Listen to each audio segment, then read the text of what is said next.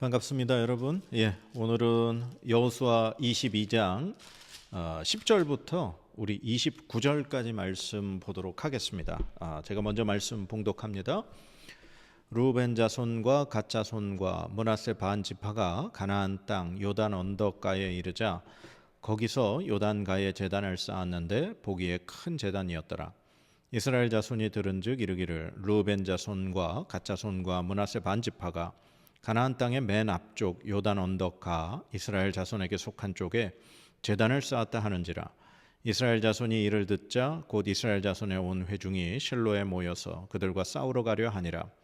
이스라엘 자손이 제사장 엘르아살의 아들 비느하스를 길르앗 땅으로 보내어 르우벤 자손과 갓 자손과 므낫세 반 지파를 보게 하되 이스라엘 각 지파에서 한 지도자씩 10 지도자들을 그와 함께 하게 하니 그들은 각기 그들의 조상들의 가문의 수령으로서 이스라엘 중에서 천부장들이라. 그들이 길르앗 땅에 이르러 르우벤 자손과 갓 자손과 므낫세 반 지파에게 나아가서 그들에게 말하여 이르되 여호와의 온 회중이 말하기를 너희가 어찌하여 이스라엘 하나님께 범죄하여 오늘 여호와를 따르는 데서 돌아서서 너희를 위하여 제단을 쌓아 너희가 오늘 여호와께 거역하고자 하느냐. 부올의 죄악으로 말미암아 여호와의 회중에 재앙이 내렸으나 오늘까지 우리가 그 죄에서 정결함을 받지 못하였거늘 그 죄악이 우리에게 부족하여서 오늘 너희가 돌이켜 여호와를 따르지 아니하려고 하느냐. 너희가 오늘 여호와를 배역하면 내일은 그가 이스라엘 온 회중에게 진노하시리라. 그런데 너희의 소유지가 만일 깨끗하지 아니하거든 여호와의 성막에 있는 여호와의 소유지로 건너와 우리 중에서 소유지를 나누어 가질 것이니라. 오직 우리 하나님 여호와의 제단 외에 다른 제단을 쌓음으로 여호와를 거역하지 말며 우리에게도 거역하지 말라. 세라의 아들 아간이 온전히 바친 물건에 대하여 범죄함으로 이스라엘 온 회중의 진노가 임하지 아니하였느냐. 그의 죄악으로 멸망한 자가 그 한 사람만이 아니었느니라 하니라. 르우벤 자손과 갓 자손과 므낫세 반 지파가 이스라엘 천천의 수령들에게 대답하여 이르되 전능하신 자 하나님 여호와 전능하신 자 하나님 여호와께서 아시나니 이스라엘도 장차 알리라.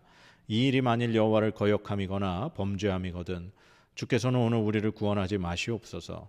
우리가 제단을 쌓은 것이 돌이켜 여호와를 따르지 아니하려 함이거나 또는 그 위에 번제나 소제를 드리려 함이거나 또는 화목제물을 드리려 함이거든 여호와는 친히 벌하시옵소서. 우리가 목적이 있어서 주의하고 이같이 하였노라. 곧 생각하기를 후일에 너희의 자손이 우리 자손에게 말하여 이르기를 너희가 이스라엘 하나님 여호와와 무슨 상관이 있느냐.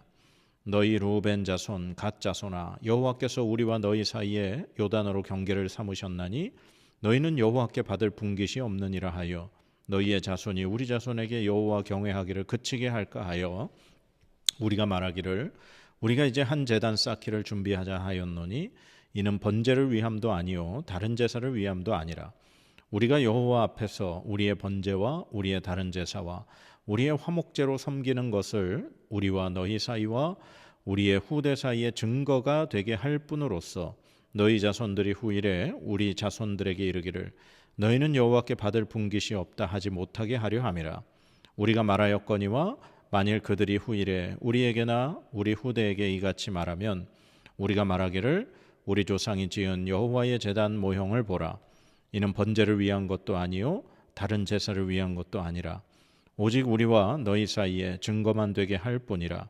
우리가 번제나 소제나 다른 제사를 위하여 우리 하나님 여호와의 성막 앞에 있는 제단 외에 제단을 쌓음으로 여호와를 거역하고 오늘 여호와를 따르는 데에서 돌아서려는 것은 결단코 아니라 하리라. 아멘. 지난 시간에 제가 말씀 전했지만 여호수아가 이제 그 서쪽 요단강 서쪽에 이제 9지파 반에게 모든 땅 분배가 끝나서 동쪽 지파들을 이제 돌려보냈죠. 르우벤, 갓, 므낫세 반 지파 이 두 지파 반을 축복하며 오직 하나님만 잘 섬기라 그렇게 당부하고 그들을 돌려보냈습니다.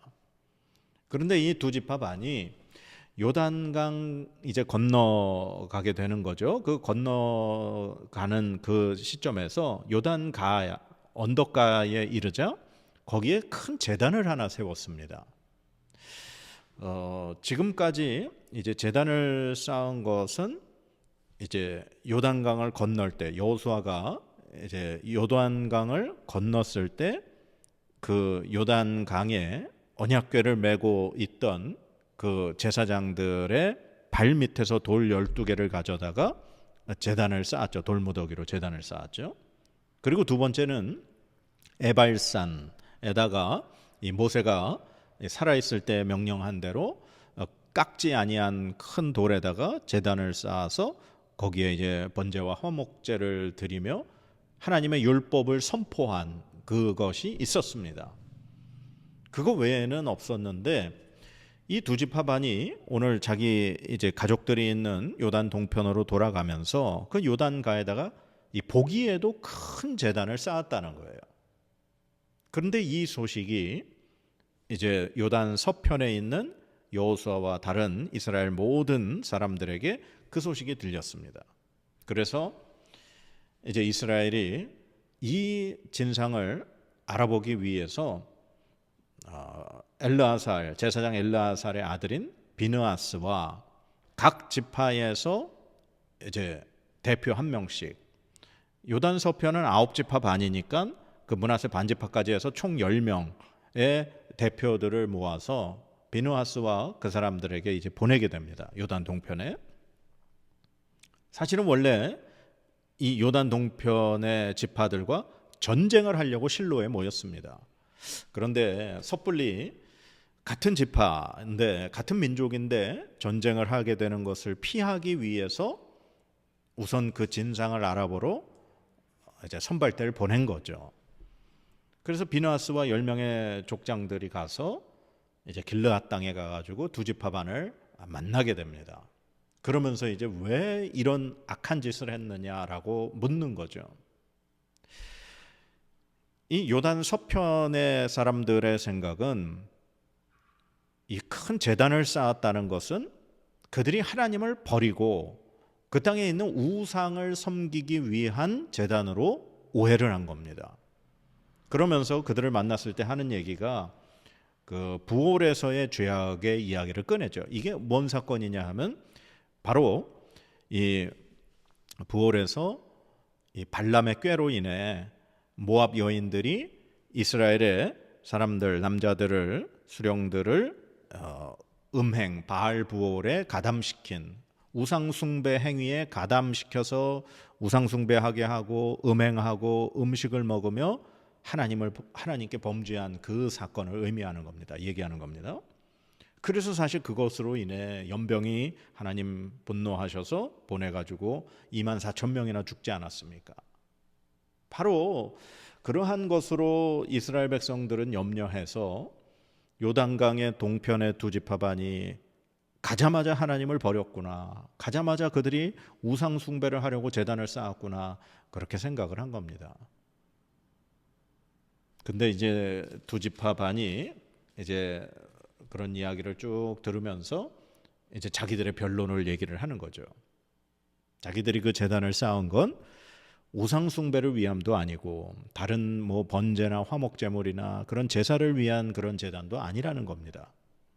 단지 우리가 이 제단을 쌓은 것은 후일에 시간이 지나서 지금 이제 요단강으로 이제 9지파반과 이제 동편의 두 지파반이 이제 경계가 돼 있는데 오랜 세월이 지난 다음에 이제 여호와의 성막이 있는 바로 이 요단 서편의 너희 후손들이 우리 후손들을 모른 척 할까 봐 너희들은 우리와 상관이 없는 사람들이다 그렇게 할까 봐 하나님의 그 모든 복과 분깃을 너희는 받을 자격이 없다 그렇게 우리가 모른 어떤 배신을 당하고 모른 척 당할까 봐 하나님 안에서 우리가 너희들과 같은 하나님의 백성, 하나님의 선민임을 그걸 증거하기 위해서 만든 제단이라는 겁니다. 그러니까 이 제단의 모형이 아마 제 생각에는 그 에발산의 여호수아가 세웠던 그 제단의 모형과 흡사하게 만든 제단이 아닐까 생각을 합니다. 그래서 이걸 이제 증거로 삼는 거죠. 봐라, 이 제단을 우리 조상들이 이제 만들었는데 그게 바로 너희와 우리는 한 민족이고 한 하나님을 섬기는 백성임을 나타내는 표시가 아니냐라는 의미에서 이 제단을 쌓았다라는 거죠. 그러니까 이게 바로 너희와 우리가 한 민족, 하나님의 백성임을 이렇게 증거하는 표시로서 그 제단을 쌓았다라고 그렇게 요단 동편의 두 지파 반이 이야기를 하는 겁니다. 그래서 이제 이 모든 이야기를 듣고 제가 이제 30절부터 마지막 절까지 읽지는 않았지만 이제 이스라엘 그 대표로 간 비느하스와 10명의 지도자들이 그 얘기를 듣고 이해를 하고 납득을 한 겁니다. 좋게 여겼습니다. 그래서 좋다. 너희가 그런 의미였으면 우리가 돌아가서 충분히 이 사실을 잘 이야기하고 그렇게 하겠다라고 이야기를 하죠. 그러면서 하나님 앞에 감사하고 그 이제 두 지파 반이 쌓은 그 제단의 이름을 엣시라, 하나님이 바로 우리 사이에 이제 이 제단이 증거가 되게 하신다라는 의미에서 엣 제단이라고 이름을 짓게 됩니다. 오늘 이 말씀을 보면서 이제 그 요단 서편에 사람들이 동편에 가서 이야기할 때 이런 얘기를 합니다. 어떤 얘기를 하냐면은 19절의 말씀에 이렇게 되어 있습니다. 그런데 너희의 소유지가 만일 깨끗하지 아니하거든 여호와의 성막이 있는 여호와의 소유지로 건너와 우리 중에서 소유지를 나누어 가질 것이니라. 오직 우리 하나님 여호와의 제단 외에 다른 제단을 쌓음으로 여호와를 거역하지 말며 우리에게도 거역하지 말라. 아멘. 이런 말을 합니다. 그러니까 이스라엘 백성들에게 제단은 오직 그 성막, 모세를 통해서 하나님께서 만들게 하신 그 광야 생활 40년 동안 중심이 됐었던 그 성막에 있는 번제단, 오직 그것만이 제단이라는 거죠.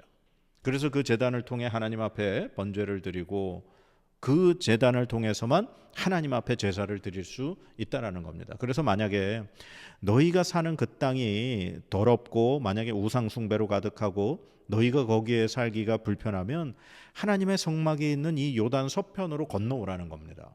그러면 우리가 얼마든지 이 땅을 너희와 함께 나누어서 쓰겠다라고 하는 거죠. 참 이 말씀 보면서 이 요단 서편에 있는 9지파 반 사람들도 그 두 지파 반의 동편 사람들이 혹시나 하나님을 버리고 우상 숭배를 할까 봐 걱정하는 마음에서 그들을 너희가 거기 못 살겠으면 일로 와라 초대를 하는 거죠. 그리고 이 두 지파 반이 이 엣 제단을 쌓은 이유는 혹시 니네가 우리를 향해 후손들이 너희는 하나님 백성 아니다, 너희는 하나님하고 상관없는 백성이다라고 취급할까 봐 그것이 두려워서 우리도 하나님 백성임을 증거하기 위해서 우리가 이 제단을 쌓았다라고 그렇게 이야기하는 겁니다. 그러니까 서로가 어떻게 해서든지 하나님의 백성임을 그렇게 우리 모두가 그렇게 살게 하고자 애쓰고 노력하는 그런 과정 가운데서 오해가 생기고 또 이런 이 제단을 만들고 이런 대화가 오늘 일어나게 된 거죠. 저는 오늘 이 말씀 준비하고 묵상하면서 그런 생각이 들었습니다. 참 이 여호수아가 살아 있고 이 요단 동편이 됐건 서편이 됐건 하나님의 그 약속의 땅을 분배받는 이 시점까지의 이 이스라엘 백성들의 믿음이 얼마나 참 좋은가. 그러나 이 이스라엘 백성들의 믿음이 이제 여호수아가 죽고 사사시대에 접어들게 되는 그 시기가 되면서 이스라엘 백성들의 그 신앙은 그 후손 때에 가서는 완전히 무너져 버리게 되는 거죠. 하나님이 분명히 율법에 그 쉐마의 말씀에 오직 우리 하나님 여호와 그 한 분만을 온 몸과 마음과 뜻과 정성 다하여 섬길 것을 자녀들에게 가르치라고 그렇게 말씀하셨는데 그 말씀이 지켜지지 않았기에 이스라엘 백성들의 세월이 흘러가고 후대는 하나님을 버리고 그 가나안 땅의 우상을 숭배하며 섬기는 그런 민족이 됐다고 하는 거죠. 자기들이 하나님의 백성임을 이렇게 증거하기 위해서 만든 제단, 엣 제단. 오늘 우리에게 우리가 하나님의 사람, 예수 그리스도를 믿는 그리스도인, 하나님의 백성이라는 증거가 뭐가 있을까요? 우리가 사람들과 함께 이렇게 그냥 예수를 믿는 사람과 안 믿는 사람들이 함께 이렇게 섞여 있다면 그 중에 우리가 하나님의 사람, 하나님의 백성이라는 표시가 뭐가 있을까요? 우리가 옛날에 노예들처럼 몸에 이런 어떤 표시를 하는 것도 아니죠. 단지 우리가 무슨 액세서리로 십자가 목걸이를 하거나 십자가 귀걸이를 했다고 우리가 그리스도인은 아니겠죠. 그러면 우리가 하나님의 백성, 그리스도인이라는 표시가 과연 우리에게는 어떻게 나타날 수 있을까? 여러분은 어떻게 나타날 수 있을 거라고 생각하세요? 바울은 예수의 흔적, 내 몸에 예수의 흔적을 가졌노라, 그렇게 얘기하죠. 바울 사도는 복음 전하면서 돌에도 맞고 채찍에도 맞고 죽을 뻔도 하고 아마 몸에 많은 상처들이 있을 겁니다. 복음 증거하면서 당한 그 환난과 핍박의 상처들이, 그러한 상처들이 아마 바울에게는 표시일 수 있겠죠. 오늘날 우리가 예수 그리스도를 믿는 그리스도인의 표시가 과연 무엇이 있을까? 그건 바로 성령의 열매가 아닐까 싶은 생각이 듭니다. 성령 하나님이 우리와 함께 하시고 내가 하나님의 말씀 묵상하고 그 말씀대로 살아가면서 하나님과 함께 살아가는 그 증거는 우리의 말, 우리의 행동, 그리고 우리의 삶에 나타나는 성령 하나님께서 맺게 해주시는 성령의 열매. 여러 가지 우리 기억하시지 않습니까? 사랑, 희락, 화평, 오래 참음, 자비, 양선, 온유, 충성, 절제, 이런 것들이 우리에게 표시가 아닐까 싶습니다. 우리의 말에 거친 말이 나오고 거친 행동이 나오고 또 우리의 삶에 평화도 없고 희락도 없고 기쁨도 없고 감사함도 없다면 우리에게는 예수 그리스도를 믿는 표시가 없는 거죠. 그러나 우리의 삶에 늘 감사가 넘치고 기쁨이 넘치고 온유함이 넘치고 오래 참고, 그리고 우리의 말이, 우리의 행동이 정말 주님이 함께 하시는 그런 것들이 나타난다면 아마 우리에게는 하나님의 백성의 표시가 나타나지 않을까 싶습니다. 사랑하는 여러분, 날마다 하나님이 우리와 함께 하시는 그 증거가 무엇일까 깊이 생각하시고 고민하시고 그렇게 살아가실 수 있는 저와 여러분의 삶이 되기를 축복합니다. 기도하겠습니다. 하나님, 저의 몸에, 우리의 몸에, 우리의 삶에 예수 그리스도를 믿는 표시가 무엇이 있겠습니까? 하나님, 내 안에 예수 그리스도의 복음이 없는데 어떻게 그런 표시가 나겠습니까? 하나님, 우리 안에 성령의 은혜를 충만하게 부어주시옵소서. 날마다 하나님의 은혜를 부어주시옵소서. 그래서 우리의 삶에, 우리의 모습에, 우리의 모든 것에 정말 하나님의 표시가 나타날 수 있게 인도하여 주시옵소서. 우리의 삶이 향기나게 하시고 우리의 삶이 하나님의 영광 나타내게 하여 주시옵소서. 감사드리며 예수님의 이름으로 기도드립니다. 아멘.